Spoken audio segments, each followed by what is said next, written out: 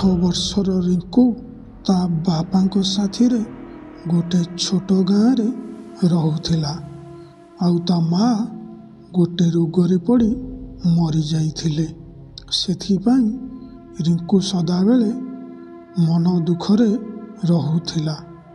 ଆଉ ସ୍କୁଲରେ ରିଙ୍କୁ ସାଥିରେ ତା କ୍ଲାସର ପିଲାମାନେ ରିଙ୍କୁକୁ ଚିଡ଼ାନ୍ତି ଓ ମାରାମାରି ବି କରନ୍ତି।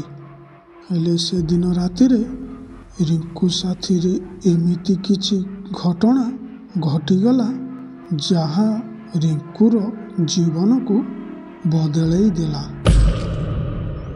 ଆସନ୍ତୁ ଜାଣିବା ସେଦିନ ରାତିରେ ରିଙ୍କୁ ସାଥିରେ କ'ଣ ଘଟିଥିଲା।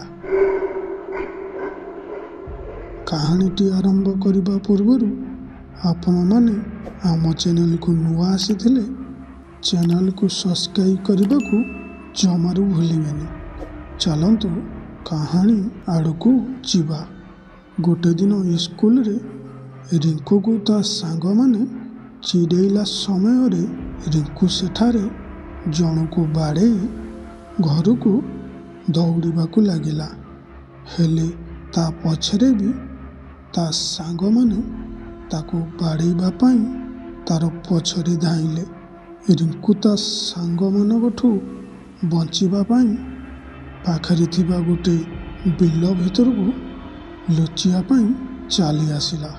ହେଲେ ସିଏ ଜାଣିନଥିଲା ସେ ବିଲରେ ତାକୁ ଜଣେ ଅପେକ୍ଷା କରିଥିଲା। ସିଏ ଥିଲା ପାଳରେ ତିଆରି ହୋଇଥିବା ଗୋଟେ ପାଳ ଭୂତ। ସେ ପାଳ ଭୂତ ଦେଖି ରିଙ୍କୁ ଜାଣିଦେଲା ଯେ ଯେଉଁ ଜାଗାକୁ ଗାଁର ଲୋକମାନେ ଆସିବା ପାଇଁ ଡରନ୍ତି ସିଏ ସେହି ଜାଗାକୁ ଭୁଲରେ ସେଦିନ ଚାଲି ଆସିଥିଲା। ଯିଏ ବି ବିଲକୁ ଯାଉଥିଲା ସେଠାରୁ ଆଉ ଫେରୁନଥିଲା। ରିଙ୍କୁ ସେଇ ବିଲରେ ପାଳ ଭୂତ ସାମ୍ନାରେ ଠିଆ ହୋଇଥିଲା।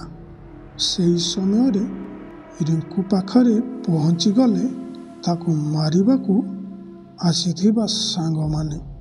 ସେମାନଙ୍କୁ ଦେଖି ରିଙ୍କୁ ଡରିଯାଇ ତାର ଆଖି ବନ୍ଦ କରିଦେଲା ଆଉ ସେଠାରେ କାନ୍ଦିବାକୁ ଲାଗିଲା। ସେହି ସମୟରେ ତାକୁ ମାରିବାକୁ ଆସିଥିବା ତାର ସାଙ୍ଗମାନଙ୍କର ଚିତ୍କାର ଶବ୍ଦ ଶୁଭାଗଲା। ଯେତେବେଳେ ରିଙ୍କୁ ଆଖି ଖୋଲିଲା ସିଏ ଦେଖିଲା ତାକୁ ମାରିବା ପାଇଁ ଆସିଥିବା ସବୁ ସାଙ୍ଗମାନେ ଖଣ୍ଡିଆ ଖପାରା ହୋଇ ତଳେ ପଡ଼ିଛନ୍ତି।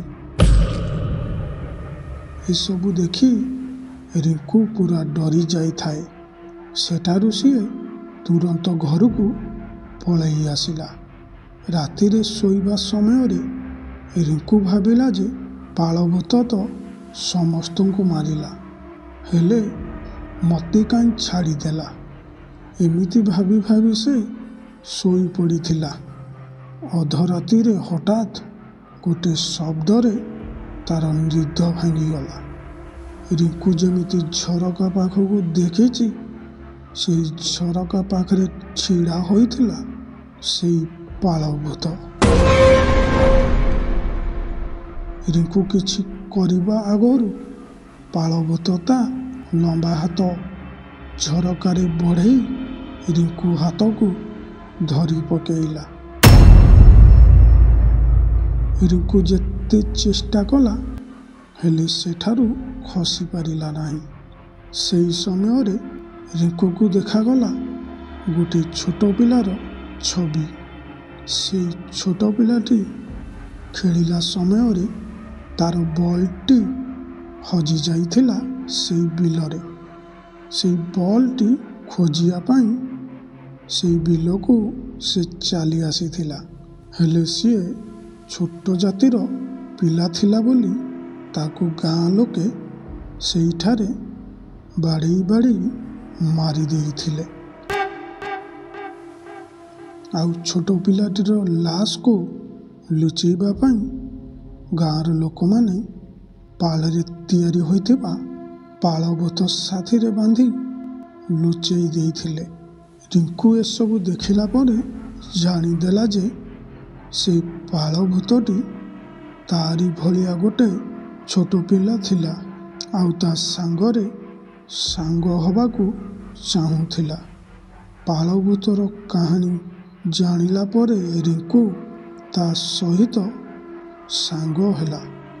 ହେଲେ ସେପଟେ ଗାଁ ଲୋକେ ଜାଣିସାରିଥିଲେ ଯେ ସେଇ ପାଳ ଭୂତଟି ଆଉ କେହି ନୁହେଁ, ସିଏ ହେଉଛି ଆଗରୁ ମାରି ଦେଇଥିବା ଛୋଟ ଜାତିର ପିଲାଟିର ଆତ୍ମା।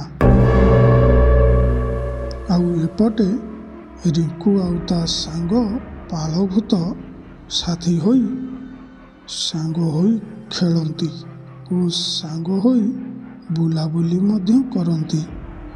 ଗୋଟେ ଦିନ ରିଙ୍କୁର ଜନ୍ମଦିନ ଥିଲା।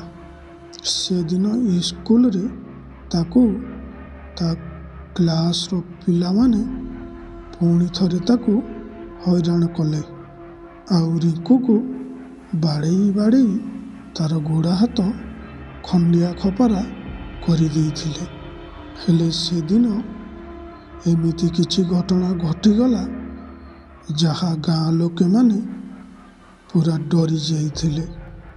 କାହିଁକି ନା ଯେଉଁ ପିଲାମାନେ ରିଙ୍କୁକୁ ବାଡ଼େଇଥିଲେ ସେମାନଙ୍କୁ ପାଳ ଭୂତ ତାଙ୍କ ଛାତି ଚିରି ମାରି ଦେଇଥିଲା।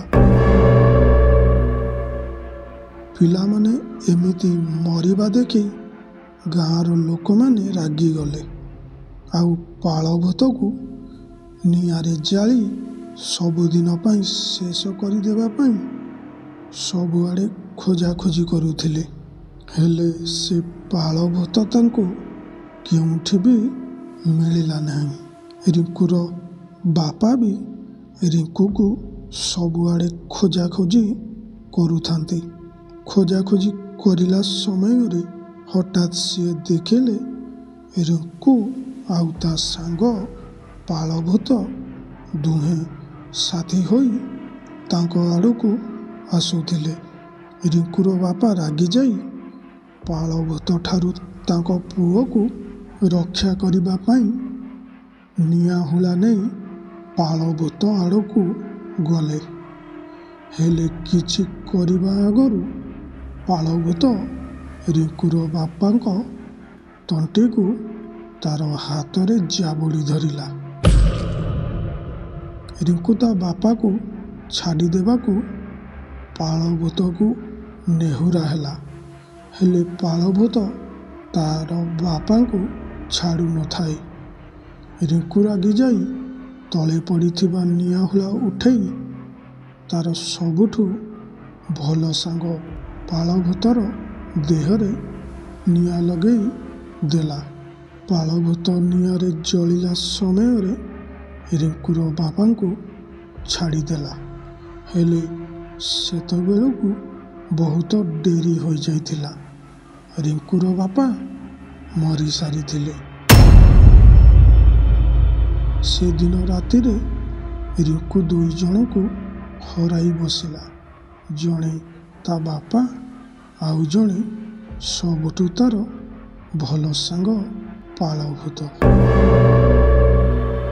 ଆଜିର କାହାଣୀଟି ଆପଣମାନଙ୍କୁ କେମିତି ଲାଗିଲା କମେଣ୍ଟ ବକ୍ସରେ ନିଶ୍ଚୟ ଜଣାଇବେ। ଆଉ ଚ୍ୟାନେଲକୁ ନୂଆ ଆସିଥିଲେ ସବସ୍କ୍ରାଇବ୍ କରିବା ପାଇଁ ଜମାରୁ ଭୁଲିବେନି।